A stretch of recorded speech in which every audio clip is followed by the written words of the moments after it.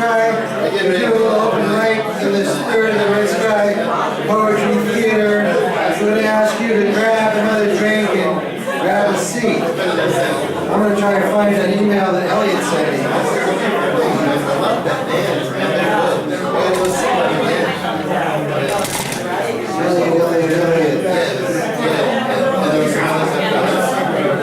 Okay. Fill those glasses. Come on back.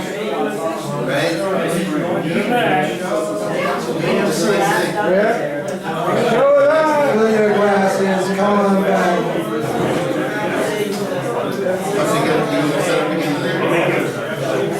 Fill your glasses. Come on back.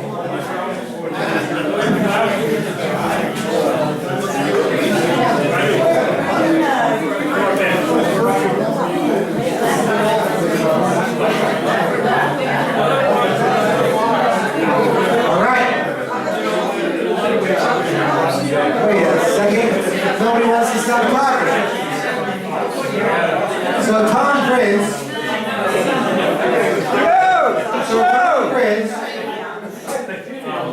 So Tom Prince has taken on a yeoman's task.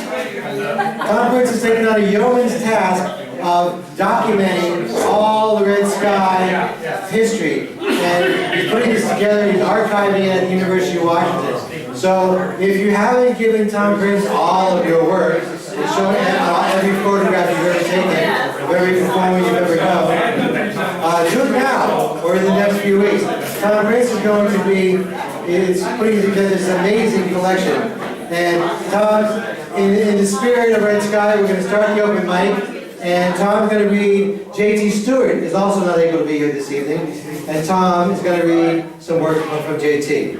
Tom. Thanks, Charlie. Yeah, I am. I don't usually drink whiskey. Well, nobody usually drinks whiskey. Well, you know, worship.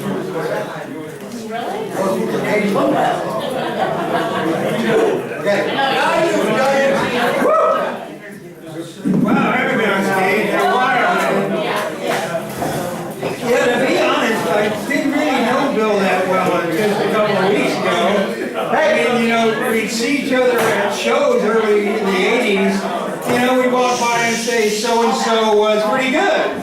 Or we'd go by and say, hey, you did a really good job up there. But just as often we'd go, what the hell were you thinking? You know? And like, it was always on friendly terms. And, you know, I was fortunate enough to interview him about 3 weeks ago. I mean, about a month ago, you know, about 3 weeks before he passed. And he spoke highly of Joe Kepler, he spoke highly of Trudy Mercer and Phoebe, and, you know, Charlie Burks and Judith, and just everybody that was involved in Red Sky. He loved Red Sky. And he was very proud that he was part of it, and part of his work in this world. You know, and as I said, I wasn't planning on being up here, but I've been communicating with JT Stewart, and she's very frail, so she couldn't make it.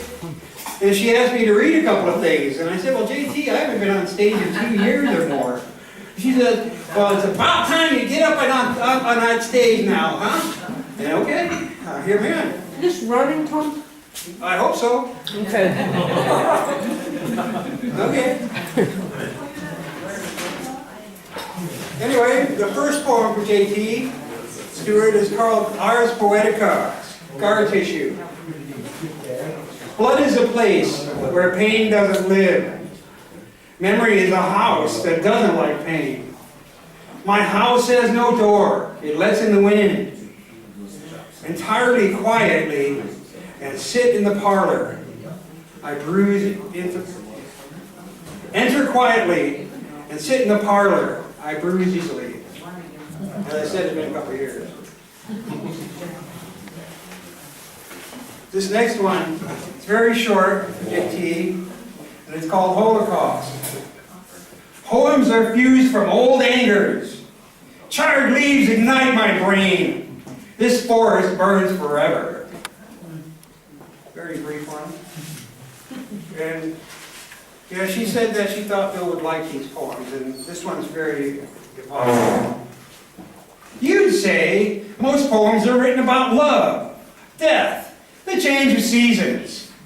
Poems give birth to terrible lines, you'd say.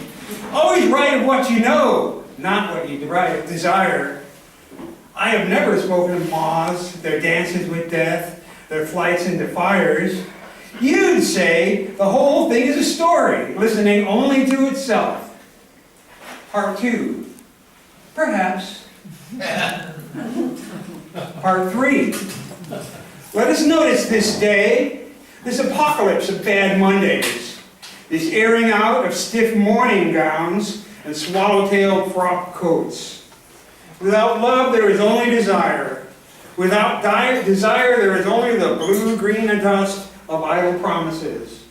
Without your presence, there are only poems, ending in silence. That's JT Stewart. Thank you. Thank you.